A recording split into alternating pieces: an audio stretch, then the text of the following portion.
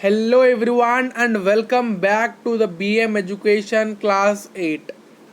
आज यहाँ पर इस वीडियो में हम करेंगे सॉम नेचुरल फिनोमेना साइंस का एक और नया चैप्टर।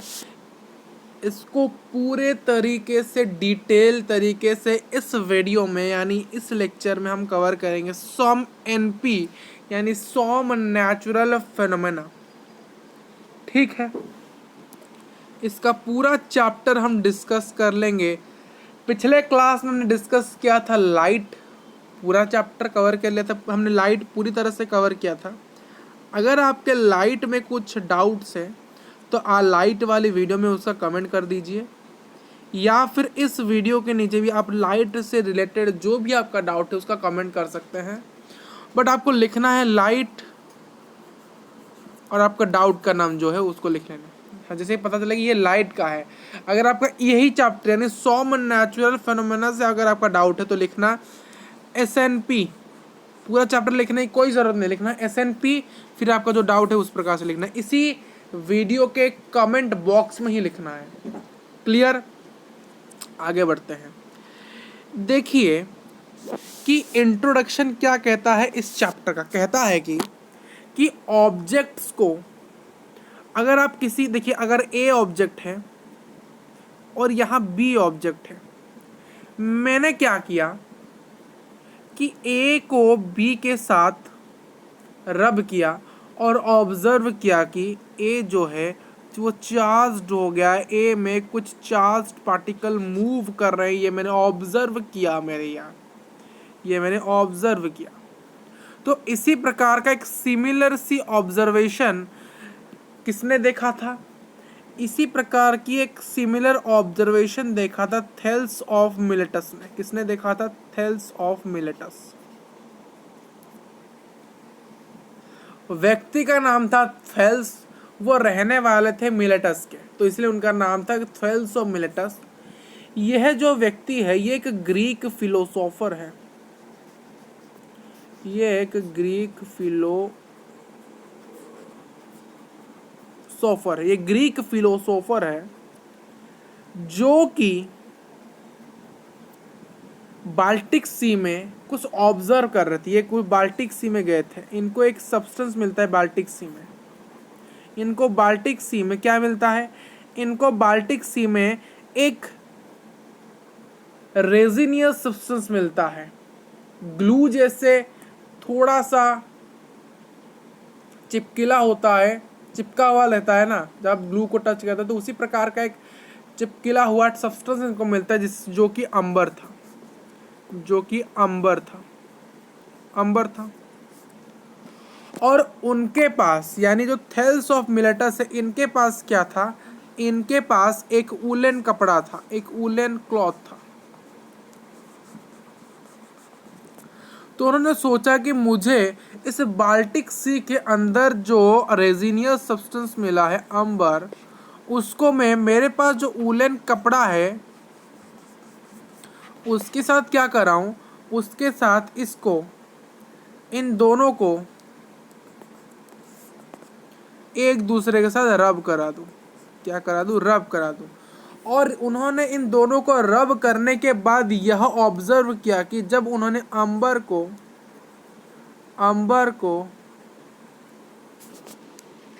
देखिए फिर से, कि जब उन्होंने अंबर को रब किया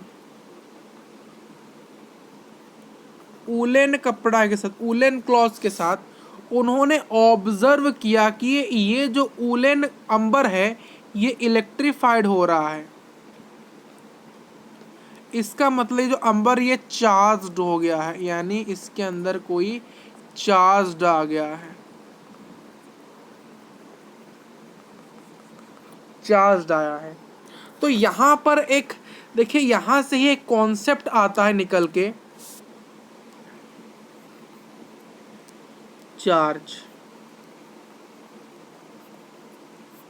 चार्ज। तो इसी से ही एक कॉन्सेप्ट निकल के आता है चार्ज। देखिए, चार्ज को समझने के लिए आपको एक बेसिक एग्जांपल समझना पड़ता है। देखिए, कोई भी मैं एक पदार्थ लेता हूँ, मान लो यहाँ पर मैंने ईंट लिया, ईंट, यानी एक पत्थर लिया, ईंट कह सकते हैं, यानी ब्रिक्स। मैंने यहाँ पर एक ब्रिक लिया। देखिए बीट क्या है, ब्रिक्स, ये जो ब्रिक है यानी जो ईंट है, प्रोनाउंसिएशन से गलती से ब्रिट निकल गया, ये ब्रिक कहना चाहते थे हम। देखिए जो ब्रिक है ये क्या है, ये बहुत सारे मैटर से मिलके बना, ये एक पदार्थ है। ये क्या है, ये एक पदार्थ है यानी एक मटेरियल है।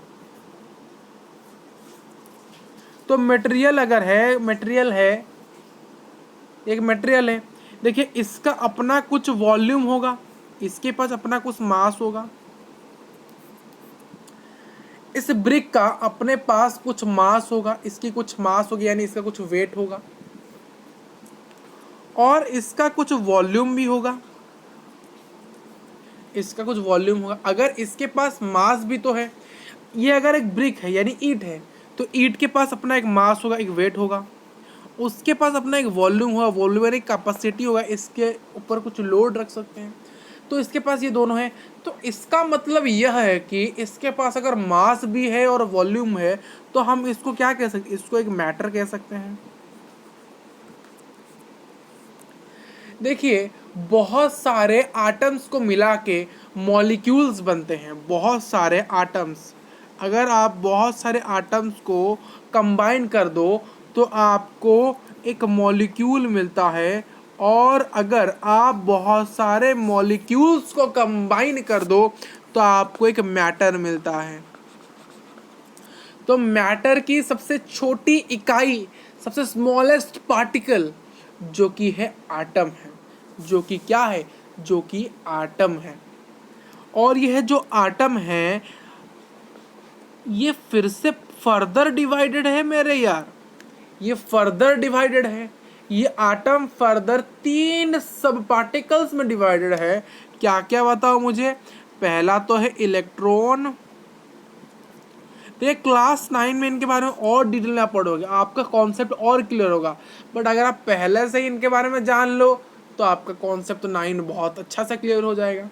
ठीक, तो आटम के अंदर, आटम क्या है, सबसे किसी भी मैटर का सबसे स्मॉलेस्ट पार्टिकल यानी सबसे स्मॉलेस्ट इकाई, सबसे छोटी इकाई होता है हमारा सबसे smallest particle of the matter. तो आटम क्या है, आटम के अंदर 3 सब पार्टिकल है।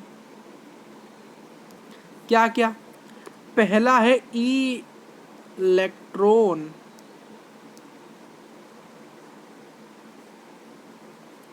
पहला क्या है इलेक्ट्रॉन, दूसरा है भाई साहब प्रोटॉन,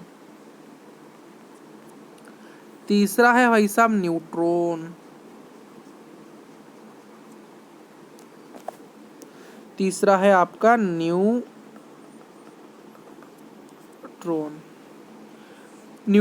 प्रोटॉन और इलेक्ट्रॉन। देखिए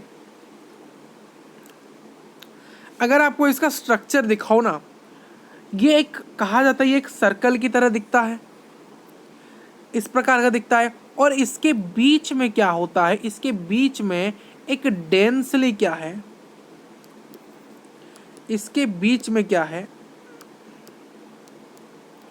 इसके बीच में एक डेंसली क्या है, एक डेंसली न्यूक्लियस है। इसके अंदर एक डेंसली न्यूक्लियस है। क्या है इसके अंदर, इसके अंदर एक डेंसली न्यूक्लियस है। क्या है, एक डेंसली न्यूक्लियस है।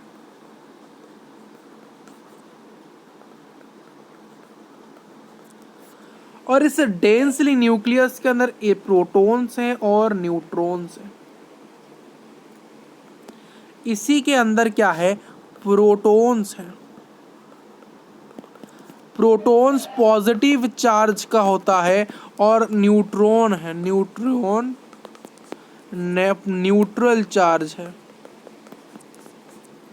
और जो इलेक्ट्रॉन्स हैं वो इस रिंग के, इस न्यूक्लियस के चारों ओर रिवॉल्व करते हैं। क्या करते हैं मेरे यार, रिवॉल्व करते हैं। इलेक्ट्रॉन्स मूव करते हैं। इलेक्ट्रॉन्स नेगेटिव चार्ज के होते हैं। क्लियर। ठीक है, तो इलेक्ट्रॉन, प्रोटॉन और न्यूट्रॉन, ठीक, ये नेगेटिव चार्ज का है, ये पॉजिटिव चार्ज का है और ये न्यूट्रल है, जीरो। तो कहने का तात्पर्य यहाँ यह है कि जो हमारा चार्ज है, जो हमारा चार्ज है, जो हमारा चार्ज है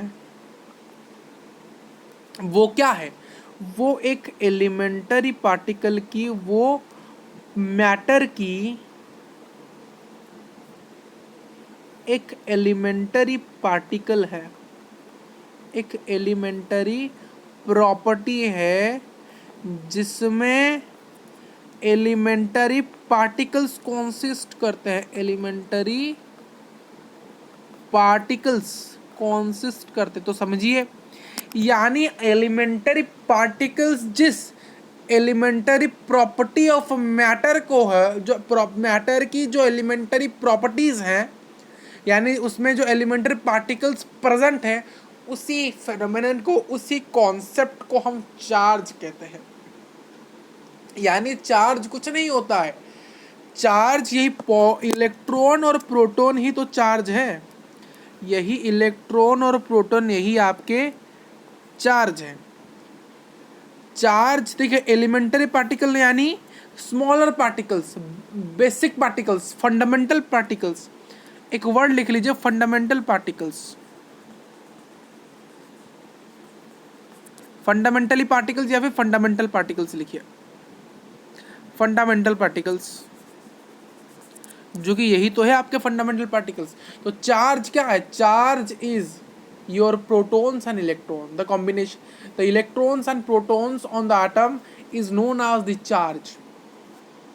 क्लियर? ठीक है, कुछ चीजें हम देख लेते हैं।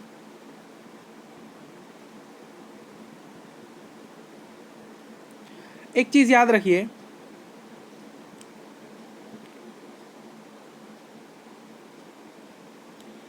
देखिए, जिसने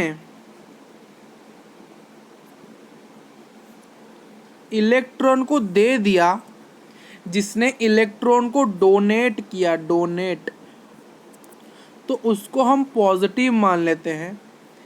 जिसने इलेक्ट्रॉन को एक्सेप्ट किया उसको हम नेगेटिव मान लेते हैं। तो इसी बेसिस पर हमने चार्ज को दो प्रकार से क्लासिफाई किया है, एक तो है पॉजिटिव चार्ज, एक है नेगेटिव चार्ज। क्लियर? एक तो है पॉजिटिव चार्ज, एक तो है नेगेटिव चार्ज। क्लियर हो रहा है? कॉन्सेप्ट आप क्लियर करिए मेरे साथ, ठीक? अभी आइए स्लाइड्स के ऊपर और चीज़ें कॉन्सेप्ट क्लियर होगी। देखिए, यहाँ पर बहुत चीज़ें आपको समझाया है हमने, 13 मिनट तक आपको समझाया है। देखिए, तो हमने कहने का तात्पर्य यही है कि जब किसी ऑब्जेक्ट की, और ये देखिए, ये जो यहाँ पर ये लाइन लिखा है, ये लाइन थियोरेटिकल लाइन है। ये लाइन में कोई आपको समझाने वाली कोई चीज़ नहीं है, ये लाइन ऑब्जर्वेशन बेस्ड, ये जो लाइन है आपका, ये लाइन एक ऑब्जर्वेशन बेस्ड है।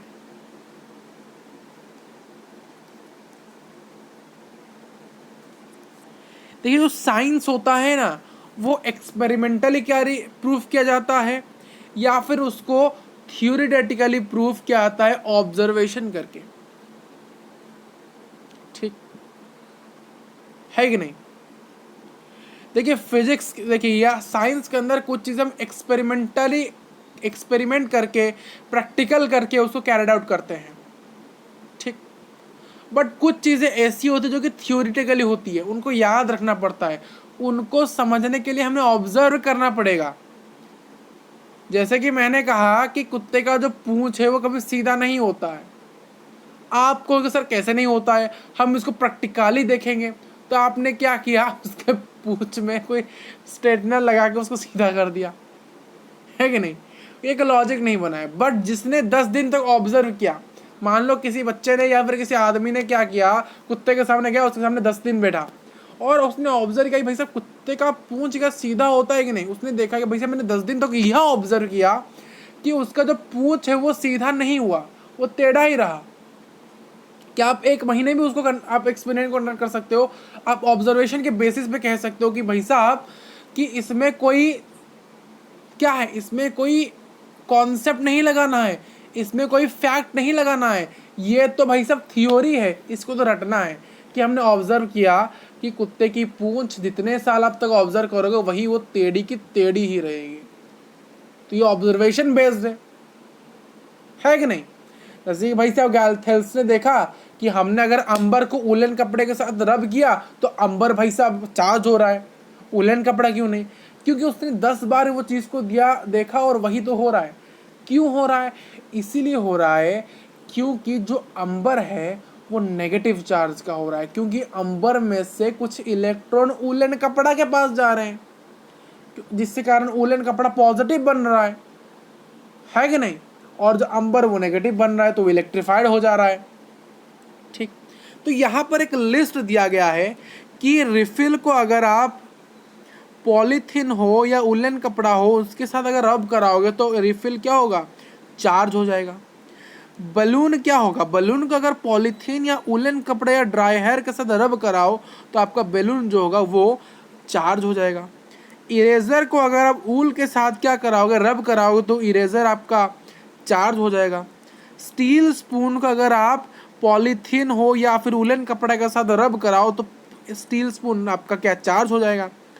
इबोनाइट कब चार्ज होता है? जब आप उसको ड्राई हेयर और सिल्क क्लॉथ के साथ रब कराते हो। ग्लास रॉड आपका चार्ज होता है जब उसको वुलन कपड़ा और सिल्क क्लॉथ के साथ आप रिंग करते हो। तो इससे 1 मार्क के क्वेश्चन आ सकते हैं, आपके डाउट नहीं रहना है। ये जो टेबल है यहाँ पर आपका, ये जो टेबल मैंने यहाँ आपको दिया है, ये टेबल से 1 या 2 मार्क के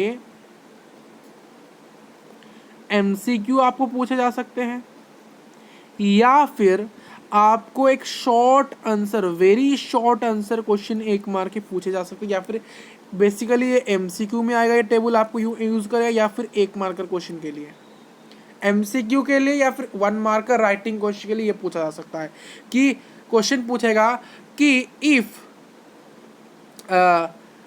what is the correct pair that will charge the refill.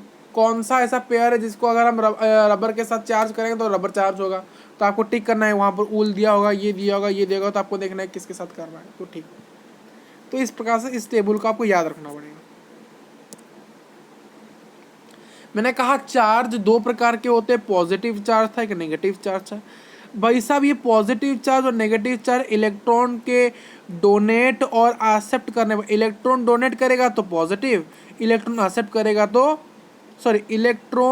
करेगा तो नेगेटिव। ये चीज़ बेंजामिन फ्रैंकलिन ने कहा था, बीएफ ने कहा था, बीएफ यानी बॉयफ्रेंड नहीं कहा था भाई साहब। बेंजामिन फ्रैंकलिन एक अमेरिकन फिजिसिस्ट हैं जिन्होंने कहा था जो चार्जेस है वो 2 प्रकार के हैं। कैसे? वही थेल्स और विलम गैल्बर्ट के एक्सपेरिमेंट को देखते हुए उन्होंने कहा था भाई साहब। देखिए जो लाइक चार्ज होते हैं वो एक दूसरे को रिपल करते हैं। लाइक चार्ज यानी सिमिलर चार्ज, लिखो भाई साहब, इसको लिख लो एक बार। लाइक चार्ज यानी similar charge. Opposite charge attract each other यानी डिसिमिलर चार्ज। यानी पॉजिटिव पॉजिटिव को रिपेल करेगा, वो एक दूसरे के भागने की कोशिश करेंगे। नेगेटिव नेगेटिव से एक दूसरे से भागेगा, वो भागने की कोशिश करेंगे। वही पॉजिटिव नेगेटिव एक दूसरे को खींचेंगे, अट्रैक्शन होगा। उसी प्रकार से नेगेटिव पॉजिटिव एक दूसरे को खींचते हुए जाएंगे क्योंकि वो अट्रैक्ट करेंगे। और जो चार्ज रबिंग से जनरेट होता है उसको हम स्टैटिक चार्ज कहते हैं, जो कि इलेक्ट्रोस्टैटिक में यूज होता है। इलेक्ट्रोस्टैटिक यानी जब इलेक्ट्रिसिटी, ये एक इलेक्ट्रिसिटी यानी बिजली जो सब्जेक्ट है, इलेक्ट्रिसिटी यानी बिजली, बिजली ब्रांच। देखिए इलेक्ट्रिक सब्जेक्ट, देखिए आपका साइंस एक सब्जेक्ट है, साइंस एक सब्जेक्ट, साइंस के अंदर फिजिक्स एक ब्रांच है, फिजिक्स के अंदर एक ब्रांच है इलेक्ट्रिसिटी यानी बिजली, उसके अंदर एक सब ब्रांच है इलेक्ट्रोस्टैटिक जिसमें हम पढ़ते हैं चार्ज जब रेस्ट में होते हैं तो उसके बारे में हम पढ़ते हैं। ये थोड़ा सा डिटेल बता रहे हैं आपको। इलेक्ट्रोस्कोप क्या है? इलेक्ट्रोस्कोप एक डिवाइस है। इलेक्ट्रोस्कोप क्या एक डिवाइस है। हमें कैसे पता चलेगा कि ये ऑब्जेक्ट चार्ज है या नहीं है? आप कैसे ये जज करोगे कि कोई ऑब्जेक्ट, कोई पदार्थ चार्ज्ड है या नहीं है, तो उसके लिए आपको इलेक्ट्रोस्कोप यूज करना पड़ेगा। देखिए इलेक्ट्रोस्कोप यूज किया आता है डिटेक्ट करने के लिए कि क्या वह ऑब्जेक्ट चार्ज्ड है या नहीं है। देखिए जो सिंपल माइक्रोस्कोप है उसको हम यूज नहीं करते हैं कि जो इसे सिंपल माइक्रोस्कोप डिटेक्ट नहीं कर सकता कि चार्ज का नेचर क्या है, चार्ज का नेचर पॉजिटिव है या नेगेटिव है, वो नहीं बता सकता क्योंकि उसमें ट्रेडिशनल इंस्ट्रूमेंट है। देखिए इलेक्ट्रोस्कोप दो प्रकार के हैं, एक इलेक्ट्रोस्कोप होता है सिंपल इलेक्ट्रोस्कोप होता है, एक कंपाउंड इलेक्ट्रोस्कोप होता है। इलेक्ट्रोस्कोप सॉरी गलत बताया फिर से। देखिए मैंने आपको माइक्रोस्कोप बता दिया, माइक्रोस्कोप एक सिंपल माइक्रोस्कोप होता है, एक कंपाउंड माइक्रोस्कोप होता है, ये तो पता ही है आपको। तो उसी प्रकार से एक सिंपल देखिए जो इलेक्ट्रोस्कोप है वो दो प्रकार का है, एक तो है सिंपल इलेक्ट्रोस्कोप, एक मॉडर्न इलेक्ट्रोस्कोप, और एक मेरा याद नहीं, आप देख लेना नेट में, और एक है शायद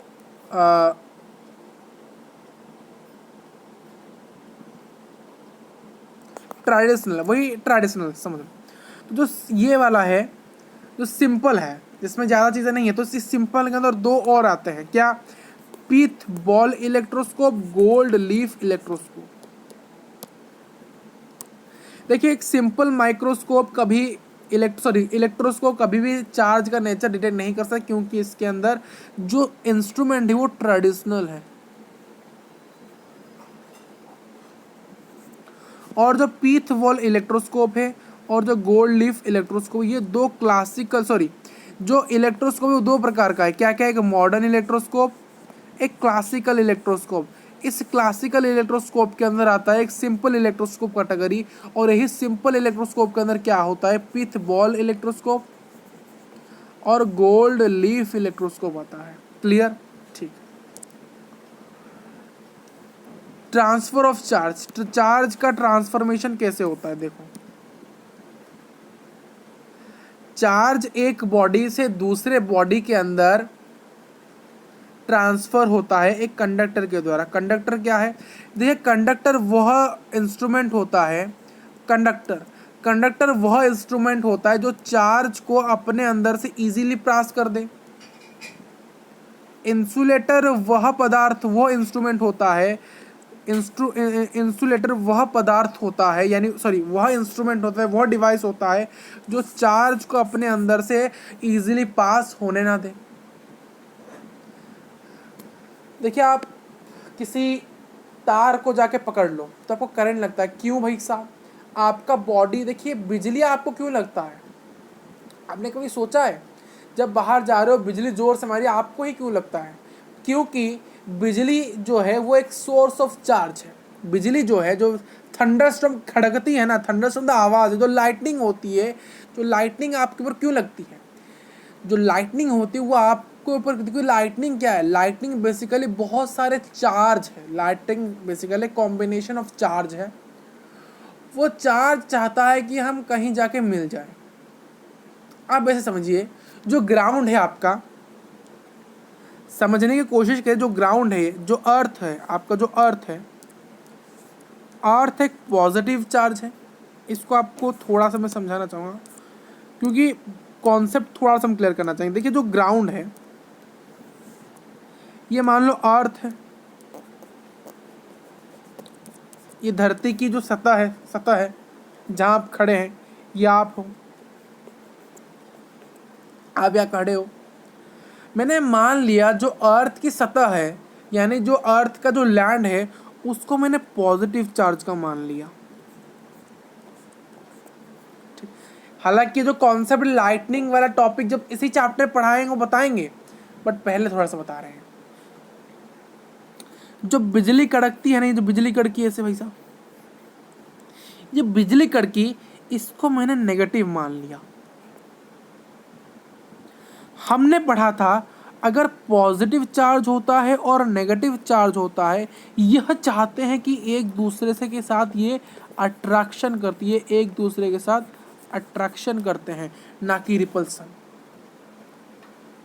अब यह नहीं पूछना है कि सर क्यों अट्रैक्शन करते हैं, इसीलिए करते हैं, ये ऑब्जर्वेशन बेस्ड है। साइंटिस्ट ने ऑब्जर्वेशन कैरिड आउट किया कि उन्होंने दो पॉजिटिव चार्ज को लाए, उन्होंने देखा ये पॉजिटिव चार्ज रिपल हो रहे हैं, तो उसी थ्योरी के बेसिस पर उन्होंने ये कह दिया।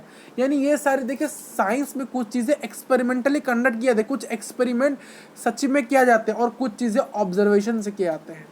कुछ चीज़ों को ऑब्जर्व किया जाता है, भाई साहब क्या हो रहा है क्या नहीं हो रहा है, उसी के बेसिस में कंक्लूजन आ रहा है। तो ये भी ऑब्जर्वेशन के बेस्ड है।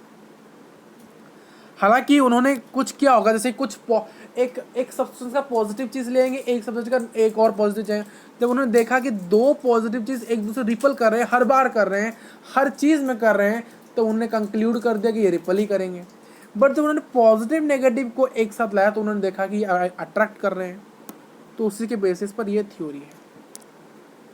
तो हमारा जो लाइटनिंग है ये नेगेटिव, जो अर्थ का सतह है, जो पृथ्वी का सतह है वो पॉजिटिव है, तो पॉजिटिव नेगेटिव को क्या करेंगे, अट्रैक्ट करेंगे। तो ये चाहेगा इसको अट्रैक्ट करने के लिए, है कि नहीं, ये चाहेगा इसको अट्रैक्ट करने के लिए, बट नहीं कर सकता। क्यों? क्योंकि एक माध्यम चाहिए इसको अट्रैक्ट करने के लिए, और वो माध्यम रहता है इंसान, वो माध्यम रहता है इंसान। देखिए ह्यूमन हमारा, हम भी एक क्या है, हम भी एक कंडक्टर है। हमारा बॉडी एक गुड कंडक्टर है इलेक्ट्रिसिटी का और हीट का, इसीलिए हमारे बॉडी से इलेक्ट्रिसिटी और चार्ज और हीट इजीली पास होते हैं। तो क्या होता है, ये जो क्या है, जो बिजली है, जो लाइटनिंग, वो सोचता है सबसे बढ़िया तो कंडक्टर इंसान ही है, तो क्यों ना इससे ही हम पास होकर धरती के अंदर चले जाएं। तो इसीलिए क्या होता है, जो ये जो लाइटनिंग है ये आपके साथ आके टकराता है, आपको इंजूर्ड करता है, और क्या होता है वो धरती के अंदर पॉजिटिव के साथ जाके मिल जाता है। यानी ये जो माध्यम खोजता है आपसे, ये आपसे होकर एक माध्यम बनाता है आपको, क्योंकि आपकी जो हमारा जो बॉडी है वो गुड कंडक्टर है इलेक्ट्रिसिटी का और हीट का। तो इसीलिए क्या होता है, ये हमारे बॉडी से डिस्चार्ज होकर ग्राउंड में चला आता है। जब ये हमारे बॉडी से डिस्चार्ज होकर जाता है तो हमारा बॉडी इसको सह नहीं सकता, क्योंकि इसमें बहुत अमाउंट ऑफ, हम कहते हैं ना, बिजली जो कड़कती है उसको, और हम जितनी बिजली जोर से कड़कती है ना, जितनी जोर से लाइटनिंग होती है, वो जो लाइटनिंग जितनी जोर से हो रही है उसमें जितने सारे इलेक्ट्रिसिटी है, उसको अगर हम एक जगह से स्टोर कर दें ना, तो हम 100 दिन तक बिजली चला सकते हैं अपने घर में। ठीक, यही आइडिया था निकॉन टेस्ला का, बट हालांकि वो आज तक इम्प्लीमेंट नहीं हो पा रहा है। तो आइए स्लाइड में वापस आ जाते हैं।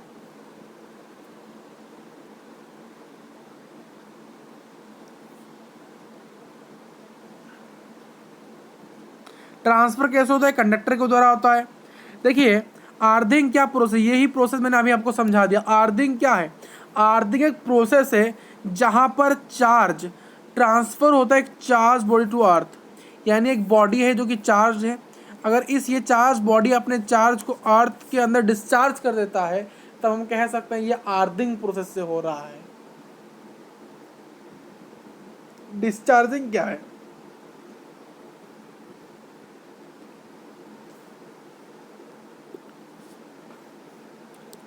डिस्चार्जिंग क्या होता है, डिस्चार्जिंग होता है removing charge from a charge body is known as discharging. कोई बॉडी चार्ज है, उससे हमने क्या किया, चार्ज निकाल दिया और उसको कहीं डिस्चार्ज कर दिया, उसको कहीं निकाल के फेंक दिया, तो उसको कहते हैं डिस्चार्जिंग। जैसे कि मैंने कहा कि अगर कोई बॉडी चार्ज है और उसके चार्ज को मैं अर्थ में ट्रांसफर करके तो वहां पर डिस्चार्ज कर रहा हूँ, तो उसको अर्थिंग कहेंगे। तो उसी से अगर एक बॉडी चार्ज है, उससे अगर हम चार्ज को निकाल दें तो उसको हम डिस्चार्जिंग कहेंगे। देखिए buildings are provided with earthing so that the in case of linkage of an electric charge the people inside them are not affected and the ground is charge is transferred to the safely. देखिए ये जो concept है इसको अभी हम नहीं समझा सकते। देखिए अभी बहुत सारी चीज़ अभी बाकी है। मैंने सोचा था कि आपको ये जो चैप्टर है आज कंप्लीट कर देंगे। मैंने सोचा था कि फुल चैप्टर लिया था, आज सोचा था, बट नहीं हो पा रहा है। क्यों नहीं हो पा रहा है? क्योंकि आपको थोड़ा सा हमने एक्स्ट्रा चीज़ बताया आज, तो जिससे वीडियो लंबी हुई। तो हम नहीं चाहते कि ये और लंबी हो, जैसे 40-50 मिनट ना हो। तो हम चाहते हैं कि इसको यहीं पर हम क्या करेंगे, स्टॉप कर देते हैं और डिस्चार्जिंग से ही कंटिन्यू करेंगे नेक्स्ट क्लास से। इसको कंटिन्यू ही करेंगे, लेक्चर 2 में इसको कंटिन्यू करेंगे, ठीक है। ये नहीं कि नेक्स्ट चैप्टर शुरू करें, इसी को कंटिन्यू करेंगे, क्योंकि अभी डिस्चार्जिंग भी है और आपका डिस्चार्ज ऑफ चार्ज भी, जो ये वाला जो कॉन्सेप्ट है, ये कॉन्सेप्ट और थोड़ा सा बताएंगे, डिटेल में लिखा है यहाँ पर। फिर अर्थक्वेक के बारे में बताना है, फिर आपको बताना है कॉज ऑफ अर्थक्वेक कैसे, पैसा भूकंप कैसे होता है, तब फिर ये कुछ पॉइंट्स यहाँ पर ये इनके बाद जाके होगा, तो हम कैरी करेंगे इनको नेक्स्ट लेक्चर के। तब तक के लिए thank you for watching this video, या फिर लेक्चर आप इसको कह सकते हो। और जो भी आपके डाउट्स वो आप कमेंट में करो। दूसरा लेक्चर थोड़ा सा कम होगा, हम सोचे दूसरे लेक्चर 15 से 20 मिनट ख़त्म करेंगे, बट अगर थोड़ा सा आपको एक्सप्लेन कैसा करना है तो टाइम लगेगा, ठीक। और धन्यवाद आप सभी लोगों को इस वीडियो को देखने के लिए।